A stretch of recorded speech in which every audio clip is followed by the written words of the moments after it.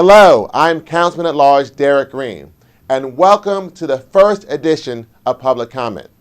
I wanted to have this brief time with you, the citizens of our beloved city, once every quarter to try to discuss and delve into some of the latest hot button issues that I'm working on with my colleagues in City Council.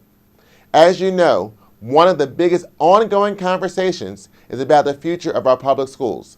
Now that the School Reform Commission has decided and voted to dissolve itself and that local control is returning, this is a very important issue for the entire city of Philadelphia. For me, as a parent with a child in the school district, and the fact that my mother taught in the school district for over 31 years, this issue of the future of public education is one that's very important to me. But in addition to the management and control of our schools, it's also important to talk about what's going on in our schools from a physical safety perspective. In a few moments, we'll sit down and talk with Mr. Jerry Roseman. He is the Director of Environmental Science and Occupational Safety with the Philadelphia Federation of Teachers, and we'll discuss what's going on in our schools. We'll be right back with more Public Comment.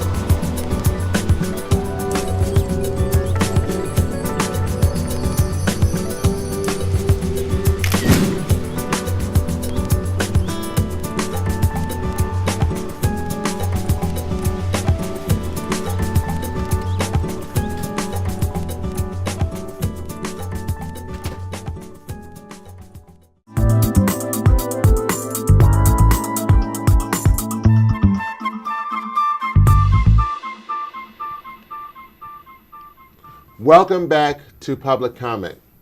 Over the past 2 years, there have been a number of issues at our city schools. Issues dealing with mold and other public health concerns in our schools. This has led to a number of issues and concerns that members of City Council have had regarding these issues. One of my first legislative actions was to introduce a resolution regarding the public safety of our schools and the physical environment of our schools. This resolution was based on the unfortunate situation where SEIU member Chris Trackmus lost his life during a boiler explosion at F.S. Edmonds Elementary School.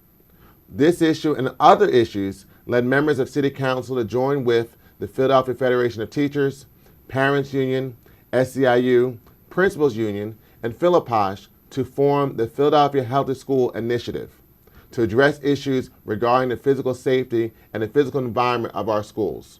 With me here today is Mr. Jerry Roseman. He is the Director of Environmental Science and Occupational Safety and Health for the Philadelphia Federation of Teachers. Mr. Roseman, thank you for being with us today. Thanks so much for inviting me on. Absolutely. You're our first guest here for Public Comment, so thank you for being here. So give us a little background on your work with the Philadelphia Federation of Teachers and what led you to your current position. I was working in the early 1980s for the Department of Health in New Jersey, doing regulatory work. I stopped doing that after about 5 years and started working in Philadelphia, and the teachers union hired me to look at 12 schools in which major asbestos abatement work had occurred, and where there were concerns that additional and an independent look was needed. And I started working in 1985 looking at asbestos issues, and that's expanded to include all kinds of environmental issues today. Okay. Now, you have a very long title, Director of Environmental Science and Occupational Safety and Health. So give us some perspective on what's your daily day and work day at working with the Philadelphia Federation of Teachers. Well, in Philadelphia, this is pretty unique. The teachers union has funded an independent kind of watchdog looking at these issues. I am in the schools on a regular basis. I've done 1,000+ inspections, looking at mold issues, lead paint issues, lead in water, and in the safety arena, we're sometimes looking at fall hazards from roofs in schools and other kinds of major safety issues. So a lot of inspections. Now, the city of Philadelphia is a very old or seasoned city, as some would say, and so our school buildings are also very old. So what type of challenges and concerns does that raise for you as someone who's working with the Philadelphia Federation of Teachers as an employee, and also what concerns does that present to members of PFT? Well, older buildings, and our average age of Philadelphia public schools is about 70 years. Means that you have lead paint. This is one of the major kinds of issues from a health standpoint. It also means that you often have limited infrastructure capability.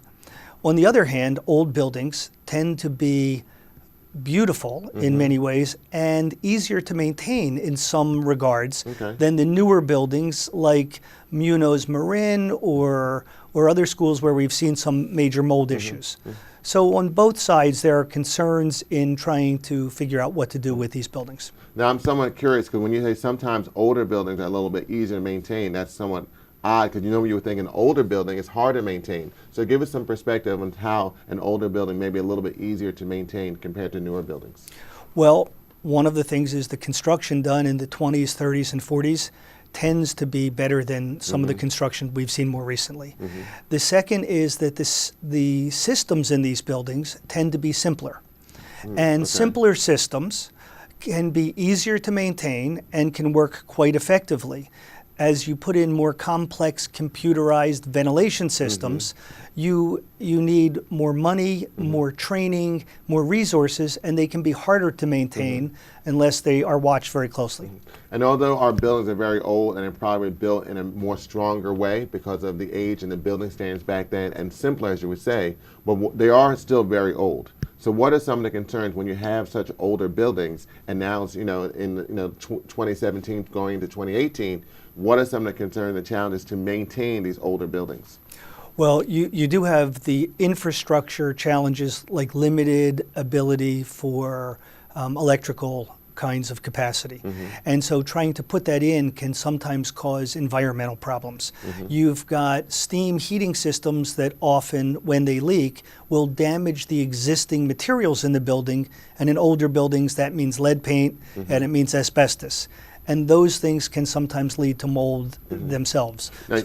Now, you mentioned asbestos, lead paint, and mold, and there's been reports regarding different issues regarding that, which led to concerns that created the Philadelphia Healthy School Initiative. Can you talk about some of the concerns that you've seen when you inspect various schools around our city?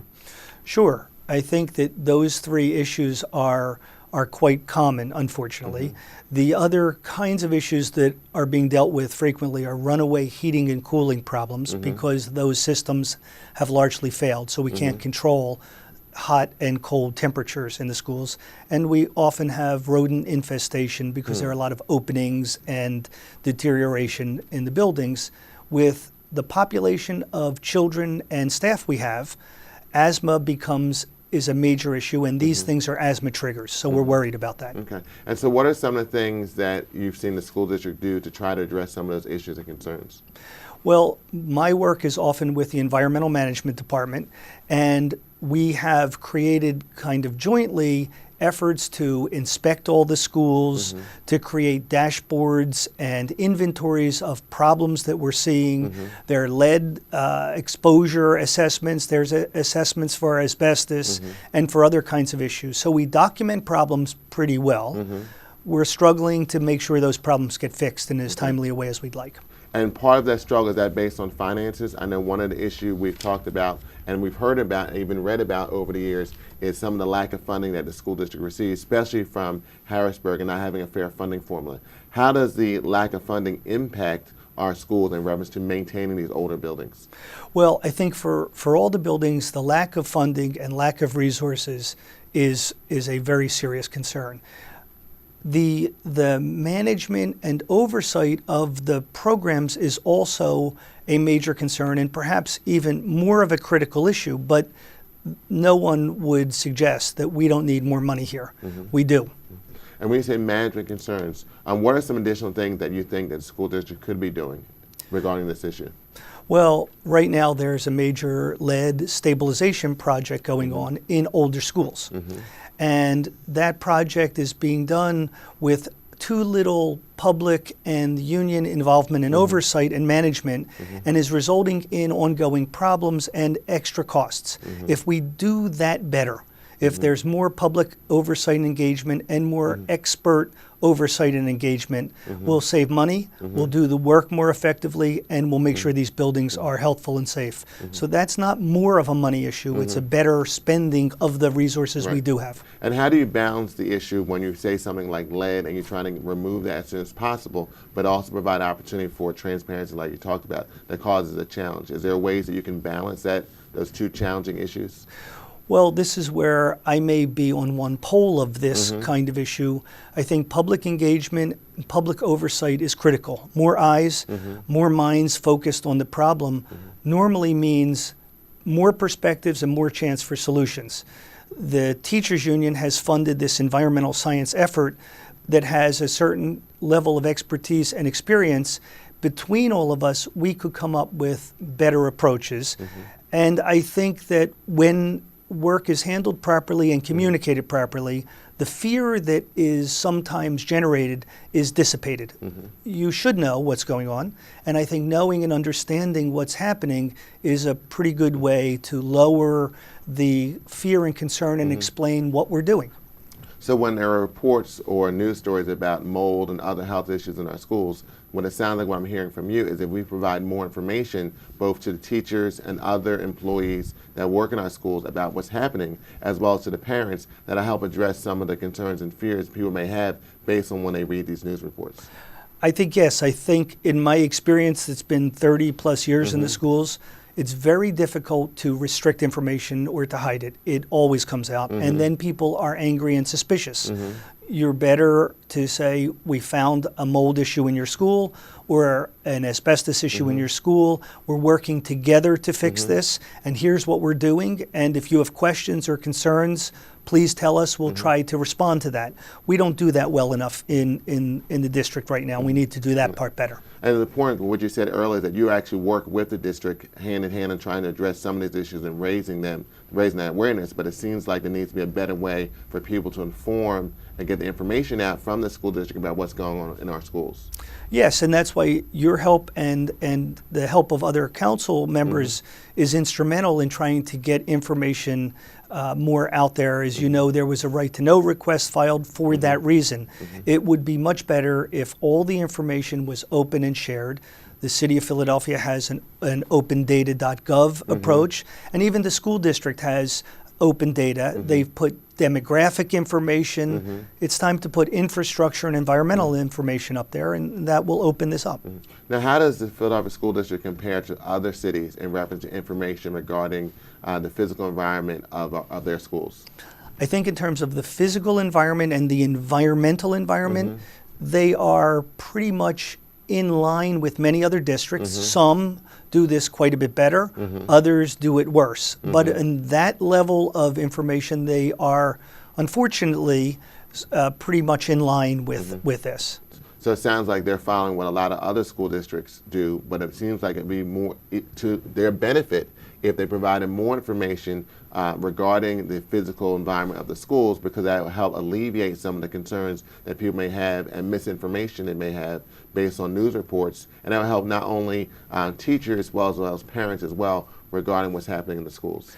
I think that's true. I think we're doing pretty much what other cities do, but we are doing more than many other cities in evaluation. So in addition to putting that out there to show people what's happening here in Philadelphia, what we're doing, we then need that extra step of having more oversight and control of this as well. But Okay. yes, I'd say it's much better to put that out there. Right. So more oversight and control, but it sounds like the school district is actually doing better than other school districts in reference to evaluation.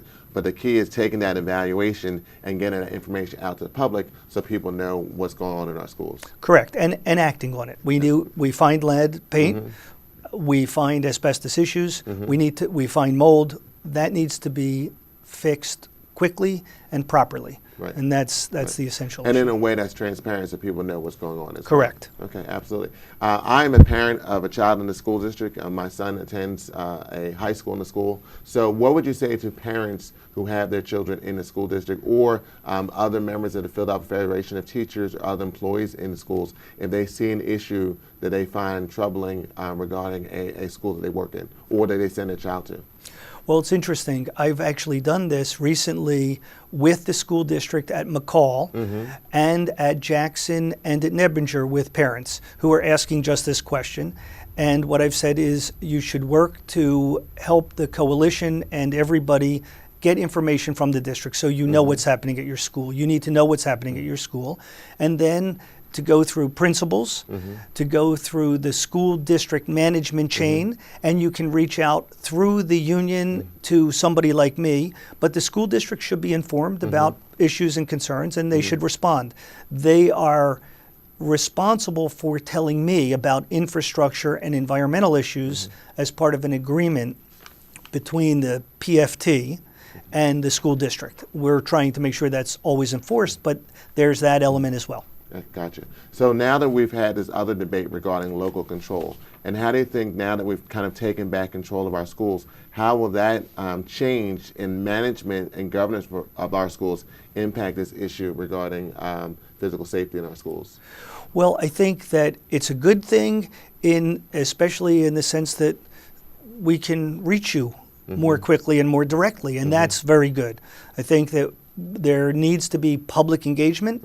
It's obviously you're very reachable, as are some of the other council folks in the mayor's office. So it's in that way I think we can do something really special here. It is a challenge, but really special. Okay, so it sounds like now that we have local control, that may give us an opportunity to do some of the things that you talked about, using some of the things the school district's doing from evaluation, and now getting that information out now that we have local control, as well as talk about how we can do a better job of getting to those issues as well.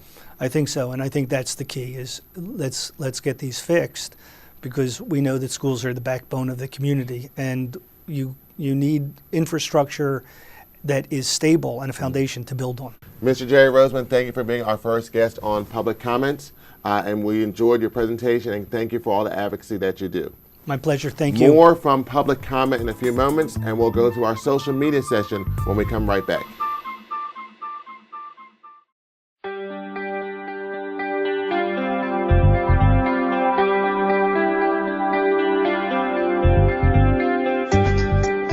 The Water Department's most important mission is to provide top-quality drinking water to our citizens and businesses 7 days a week, 24 hours a day. But it's important to note that homeowners are responsible for the maintenance and repair of their home water systems. This includes the water service line, which runs from the city's water main and brings clean water into your home. If this pipe freezes or breaks, it can be costly to repair. During the winter months, extremely low temperatures and cold air blowing through drafty windows can damage pipes and water meters, leaving many people without water. So here are some easy tips to protect your home water systems this winter. Shut off outside water faucets from the inside valves. To drain these faucets, leave the outside valves open. Wrap and insulate all water pipes in unheated areas.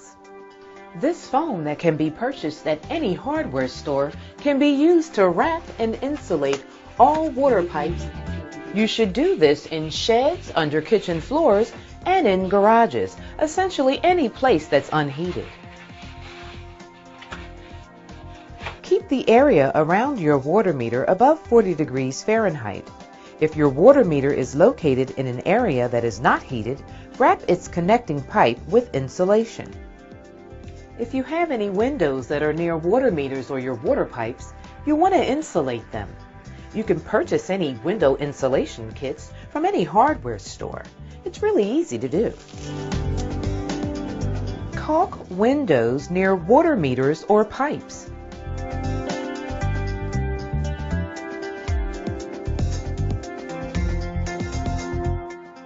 Cover these windows with plastic.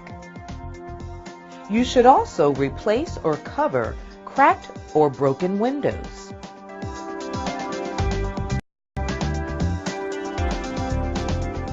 If you own a vacant property, have a registered plumber winterize it. Every September, we mail this brochure with your water bill as a handy guide for water emergencies. Remember to protect your home plumbing systems from freezing by using these simple steps. For more information about the Water Department's operations and services, please call 215-685-6300 or visit our website at www.phillywatersheds.org. Hi, I'm Councilman Curtis Jones Jr., and you are watching PHL Gov TV.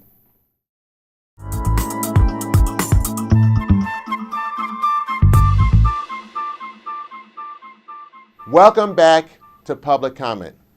For anyone who's ever been to a city council session, we have a public comment session during city council that allows the citizens of our great city to come and give their views on legislation that we're debating in city council. And this is why I named this show Public Comment. And so now we're going to segue to our social media session to give an opportunity for people to give public comment, and we'll discuss that and we'll give those views during this session. So I put out a call on social media for your answers to the following questions, and you weighed in. Question 1. What are you most hoping for as a result of the city regaining local control of our schools? Theodore Smith writes on Facebook, we need people who know the city and schools, and they can make better experienced judgments for which schools to close, renovate, and add to the school curriculum. What are some of the things you think the city can do to help market itself better globally?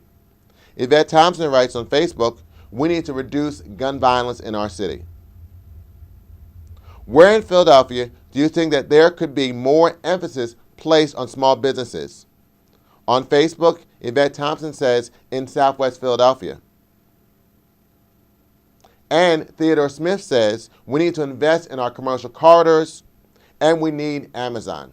And Theodore, I'm glad you talked and raised Amazon, because on our next time on Public Comment, we'll look at what Philadelphia is doing to attract and retain both small and big businesses on an international scale. And we'll touch on what came out of the city's bid for the second headquarters for Amazon. I want to thank you for tuning in for my very first episode of Public Comment. I leave you with these words to ponder from the legendary football coach Vince Lombardi. The difference between a successful person and others is not a lack of strength nor a lack of knowledge, but rather is a lack of will. I'm Councilman Derek Green, and I'll see you next time on Public Comment. Take care.